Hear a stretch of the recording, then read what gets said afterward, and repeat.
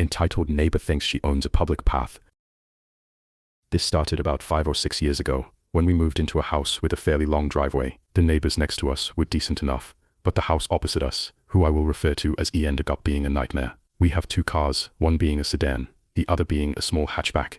The long driveway means we can fit both cars on it, but there is a fence along half of it, meaning if we need to use the car behind, we have to move the other. This also means when we have to take the bins out, we have to move both cars. So once a week we would park the smaller car on the pavement opposite our house, in front of Ian's. We would park on the pavement outside our house, but due to the position of a lamppost, it makes it awkward to get in and out of the driveway with the other car. Keep in mind, we would only park there overnight, maybe once or twice a week, bin day, and if we knew we needed to use the larger car.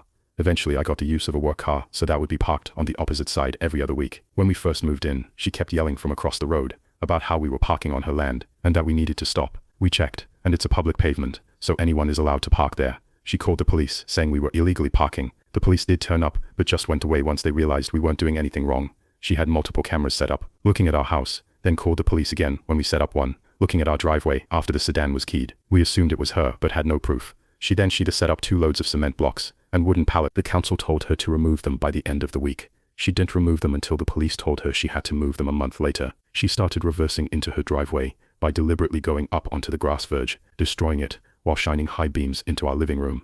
Eventually she gave up after about 2 or 3 years of this, but her driveway was wide enough for 2 cars, and she only ever parked on the pathway to stop us from parking there. I work nights, so I'd get back on the morning, see her SUV was parked on the pavement, with her driveway empty, and I'd just park behind her.